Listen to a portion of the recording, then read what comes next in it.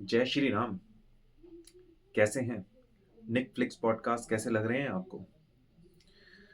आप सोच रहे होंगे कि इस सेटअप में राम दरबार और ये जोत, ये कैसे?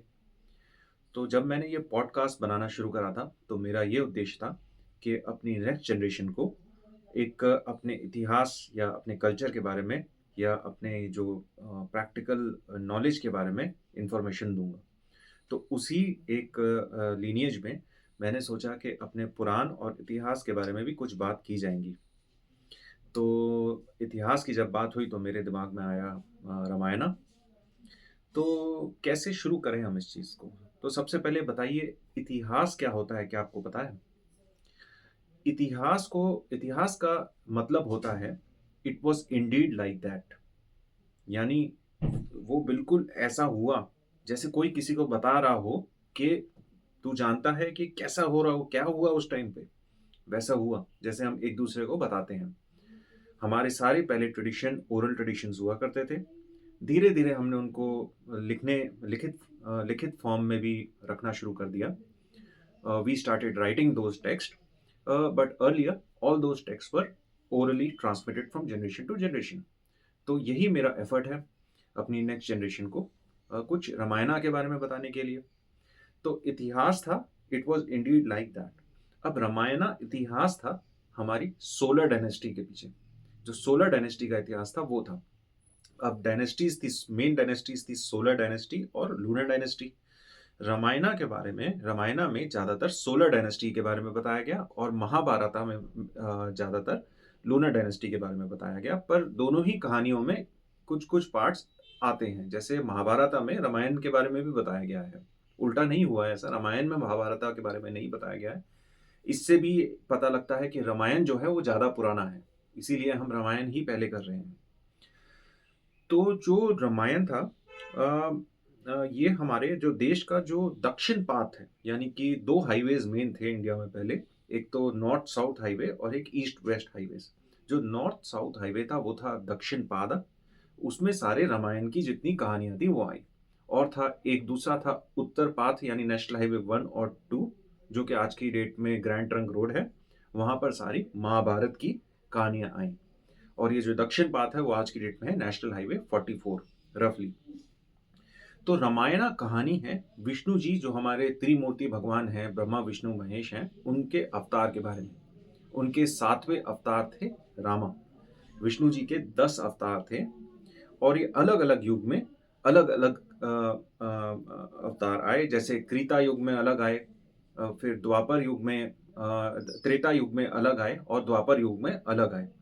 जैसे त्रेता युग थे उसमें मत्स्य, कूर्मा, वाराह और नरसिम्हा आए थे।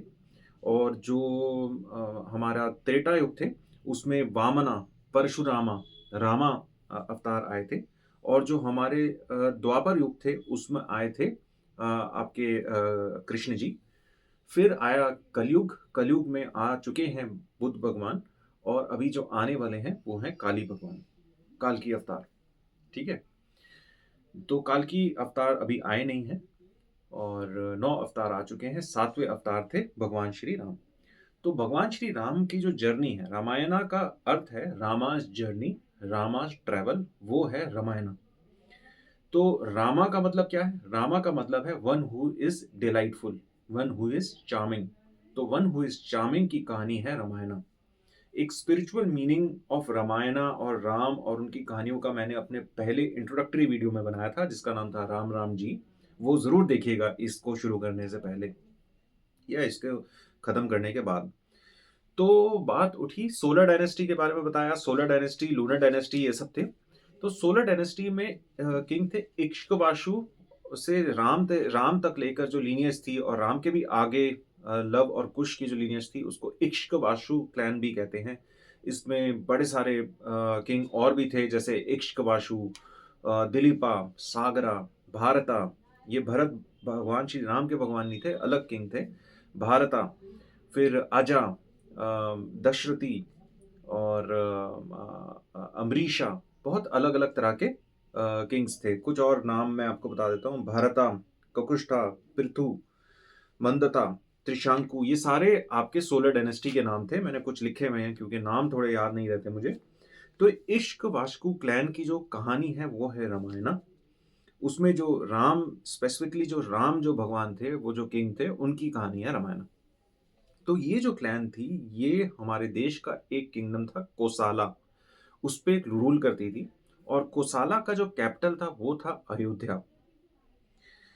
रामा के आगे भी जो उनके बच्चा है लव और कुश, वो भी कोसाला में ही आधे आधे हिस्से में रूल करते थे।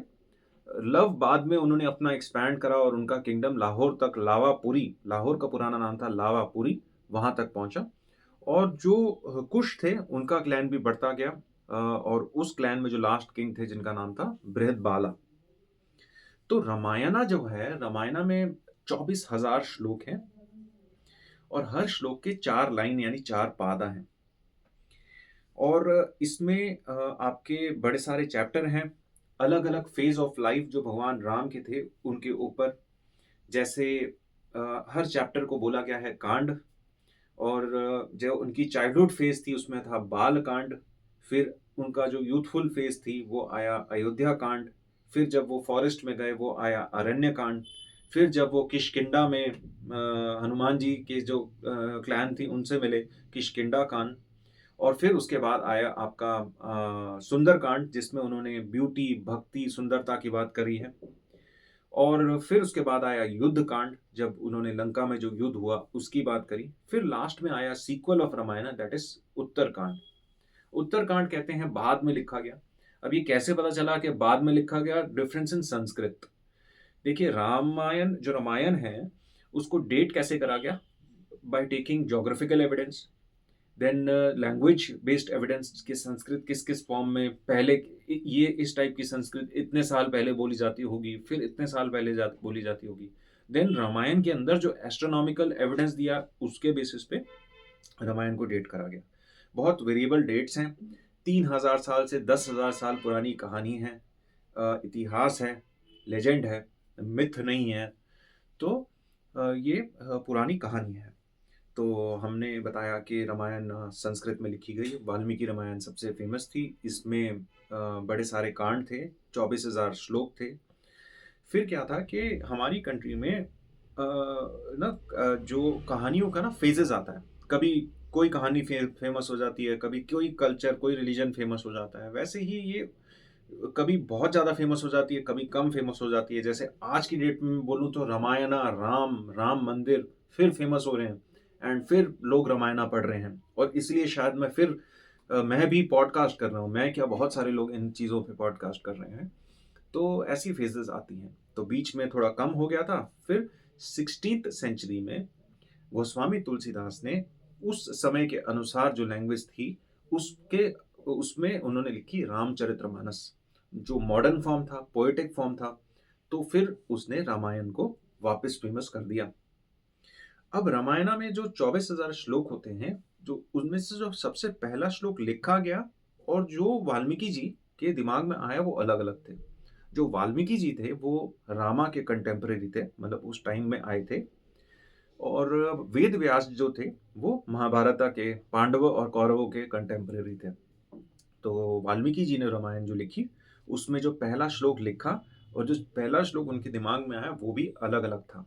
तो दिमाग में जो पहला श्लोक आया वो ये था, जब वो अपने एक डिसाइपल भारद्वाज जी के घर गए तब उन्होंने देखा कि एक दूर से हंटर एक प्यार में डूबे हुए दो पक्षियों में से एक को मार डालता है। ये देख के वो बहुत गम में डूब जाते हैं और गम में डूबने के बाद क्या आती है हमारे अंदर से? पोयम। तो वो एक जो श्लोक आया उनके दिमाग में, उन्होंने उसको पहला श्लोक रामायण का माना।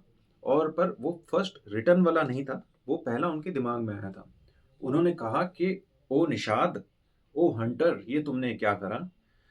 दो प्यार करने वाले व्यक्ति को आपने मार दिया। या फिर आज के मॉडर्न वे में हम ये सोच सकते हैं कि दो प्यार में डूबे हुए व्यक्ति जो किसी को तंग नहीं कर रहे हों, उनको आपने तंग करा, इसीलिए आप पे इटर्नल डिसरिप्यूट आएगी। तो गहराई से अगर सोचा जाए कि अगर पीसफुली लोग बैठे हैं किसी को इंटरफेयर नहीं कर रहे, अपनी कोई प्रैक्टिस कर रहे हैं और दूसरों को तंग नहीं कर रहे और उनका जो इंटेंशन है वो भी खराब नहीं है, वैसे लोगों को कभी भी तंग नहीं करना चाहिए, क्योंकि इससे आपके ऊपर इटर्नल डिसरिप्यूट आएगी। तो ये था पहला श्लोक। ये सेकंड चैप्टर के 14वां श्लोक जो है ये वो था। और इस एपिसोड को खत्म करने से पहले मैं आपको दो चीजें बताना चाहूंगा। एक तो इतिहास का मतलब मैंने आपको बताया, it was Indeed like that. वैसे ही कुछ शब्द हैं जिनका इंग्लिश में कोई ट्रांसलेशन नहीं है, उनमें से ही एक बहुत फेमस वर्ड है धर्म। धर्म का लूजली मीनिंग होता है व्हाट इज राइट। अब देखिए, जो दैट व्हाट इज राइट हर व्यक्ति के लिए अलग अलग हो सकता है। मेरे लिए अलग, आपके लिए अलग, किसी और के लिए अलग, किसी ग्रुप के लिए अलग, किसी क्लैन के लिए अलग, किसी नेशन के लिए अलग। तो धर्म हमारा स्वधर्म होता है, हम सब के लिए अलग अलग होता है। तो उसी विचार में मैं आपको कह रहा हूं कि मैं जो अपने विचार आपके सामने प्रेजेंट करूंगा, ये मेरे विचार हैं। मैं रामायण और भगवान श्री राम की तरफ पूरा आदर रखता हूं, और मैं अगर मुझसे कोई ये करते हुए गलती होती है तो कृपया मुझे माफ़ करिए। मेरा इंटेंशन है कि ये स्टोरी को, ये इन्फॉर्मेशन को अपनी नेक्स्ट जनरेशन तक पहुंचाना। और हो सकता है इसमें मैं कुछ गलत बोलूं, तो आप प्लीज़ मेरी गलती को करेक्ट करिए, मैं उसको सही करूंगा और नेक्स्ट एपिसोड में मैं उस करेक्शन को सुधारूंगा भी। और ये मेरे लिए भी एक बहुत लर्निंग होगा, एक मेरा सेल्फ इम्प्रूवमेंट डेवलपमेंट का एक ये एफर्ट रहेगा। आपको मेरा ये एपिसोड कैसा लगा? चैनल को लाइक करिए, शेयर करिए, सब्सक्राइब करिए, कमेंट करिए, और आप किस किस बारे में सुनना चाहते हैं ये भी बताइए। जय श्री राम। नमस्ते। Have a nice day.